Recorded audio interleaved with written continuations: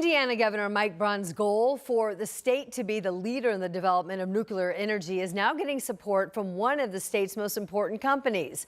Rich Nye has new developments tonight at 6 o'clock in the effort to meet the state's growing energy demands with nuclear power. Eli Lilly signed a letter of intent with the state of Indiana to collaborate on nuclear energy solutions. Chair and CEO Dave Ricks released a statement that includes, advanced nuclear technology represents the kind of bold, clean energy solution our state needs to power the next generation of innovation, and it directly supports Lilly's own commitment to reduce our environmental footprint. We're proud to partner with the state to help make it a reality. The letter of intent is non-binding and has no financial implications. It is a symbolic statement that one of Indiana's oldest, biggest, and most important companies believes in the future of nuclear energy for our state. First American Nuclear also believes in that future. The company moved its headquarters to Indianapolis and is planning to build an energy park with a six-pack of small modular reactors that could power 1.5 million homes. We're looking at several different places throughout the state, working with different stakeholders to identify what's the most logical path, most logical site to work in, as we not only have to be able to service customers' needs, the needs of the utility, ratepayers, everybody else involved, but then also have that credible pathway that this will be a nuclear site going forward in the future. The power plant would begin fueled by natural gas and convert to nuclear to help affordability during construction. First American Nuclear wants to partner with an existing utility company and perhaps a high-usage customer. The company has submitted plans for the Eagle One small modular reactor to the U.S. Nuclear Regulatory Commission. That's the first major step on the path toward a construction permit. In Indianapolis, Rich Nye, 13 News. The First American Nuclear plans to announce a location for its energy park later this year. The company also will be announcing a location for a separate research and design facility as well. And the governor's goal is for Indiana to be producing nuclear energy by the year 2033. 6:02. Let's take a live look outside. It is Friday night. Scott's off tonight. Angela's off. And so we have these warm temperatures, and Rob is in charge of the forecast because those temperatures are going to be changing. They are cooling way down for this weekend. In fact, tomorrow is going to be one of those weird days where it'll be warmer in the morning than it will be during the afternoon. The temperature will likely steadily drop. Yeah. That's a sign that we've got a little cold front moving through. That cold front right now is causing some big problems out west. Look at the temperature contrast here. We're currently 80 in Indianapolis, but look at Des Moines down to 56. They have been dropping over the last several hours. When we started our newscast, I believe they were in the upper 60s, and now we see some big changes. It's because the front has moved through, and boy, what a front it is. Look how it fires up, and we get all of these severe thunderstorm warnings, tornado warnings, even some confirmed tornado warnings east of Rockford right now, a couple into parts of Wisconsin. That will move this way, but it's going to weaken a good bit, but there may still be enough energy that by the time it gets here, it spills over a little bit into central Indiana before it weakens completely. What's the timing? Well, it won't happen over the next few hours. I think through this evening, we'll just see the clouds on the increase. Temperatures will stay in the 70s, and then after midnight, we'll pick up that chance for rain and some storms as the storms weaken, moving east, and it likely will also bring the cooler air back behind it, because look at Saturday. We start out warmer in the morning than we do during the afternoon. I'll talk a little bit more about this. I'll walk you through Future Track coming up. All right. Thanks, Rob. Got it. A years-long investigation into how employees with the city of Muncie handled money meant to go to the city's Parks Department is now coming into focus. A new report from the Indiana State Board of Accounts details widespread breakdowns in financial oversight. Emily Longnecker reports.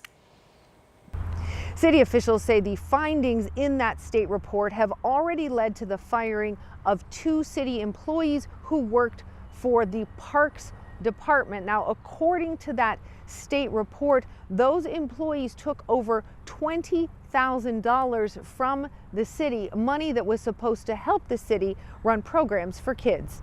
Muncie's mayor says it all started 4 years ago when some invoices through the city's Parks Department didn't add up.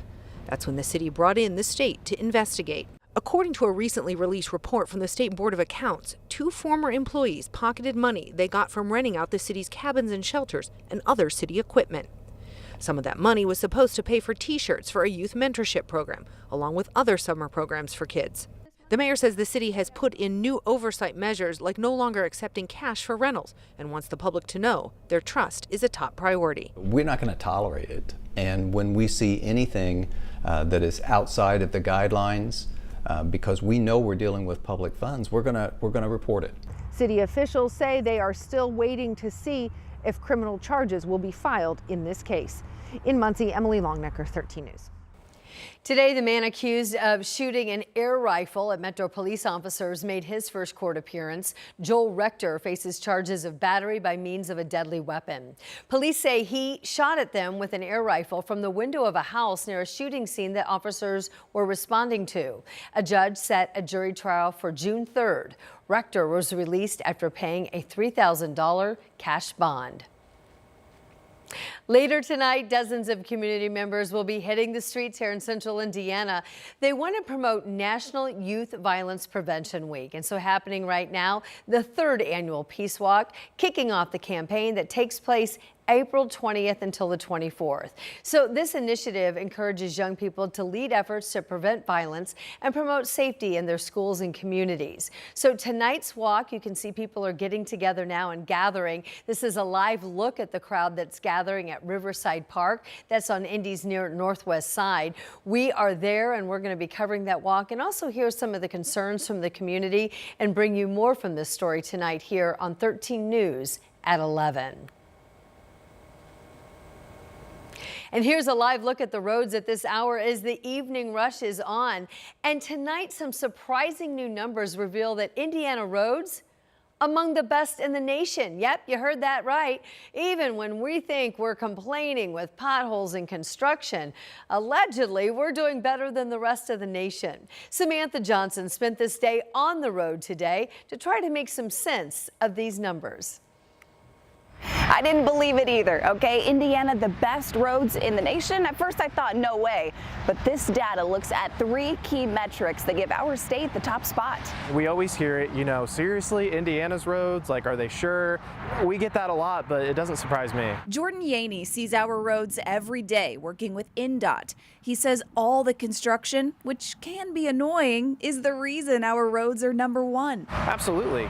We don't close a road just because we want to close it. Our goal is to make it better than it was before. But not everyone driving through our state is convinced we're the best. That was laughable at best. Actually, we just stopped alongside the road because one of the guys had his phone pop out of its phone case and had to go fetch it on the side of the road. There's grooves in the road that catch motorcycles, and so it's not for amateurs because it'll make you change lanes when you don't want to if you aren't holding on to the handlebars really good. And when your neighborhood roads look like this, I understand why you'd question the data. The Federal Highway Administration and Bureau of Transportation Statistics looked at road roughness and fatalities per 100 million vehicle miles. Indiana finishing at the top of that list. I mean, when you have a nickname like Crossroads of America, that comes with a certain level of expectation, right? Just ask the Yoders from Maryland. Potholes weren't as bad as what it was back home. We have a lot of snow and salt, and so then in the winter, the potholes develop really bad. So with 1,000 INDOT projects this year alone, hang in there. It might be better than you think. Samantha Johnson, 13 News.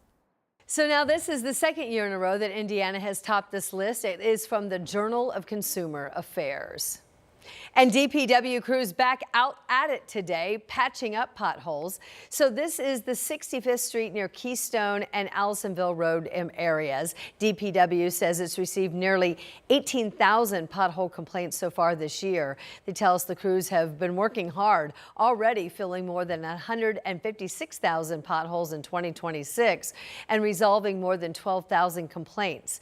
Don't forget, you can always report a pothole through the Request Indy app or by calling the Mayor's Action Center.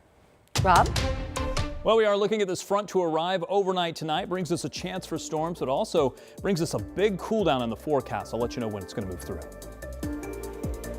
And some of that cooler air in Rob's forecast could cause problems for our outdoor plants. We've got some tips to keep them thriving this early spring. But first, 2 women sentenced to federal prison for smuggling drugs into Indiana. Why a popular snack now is at the center of this investigation. It's ahead.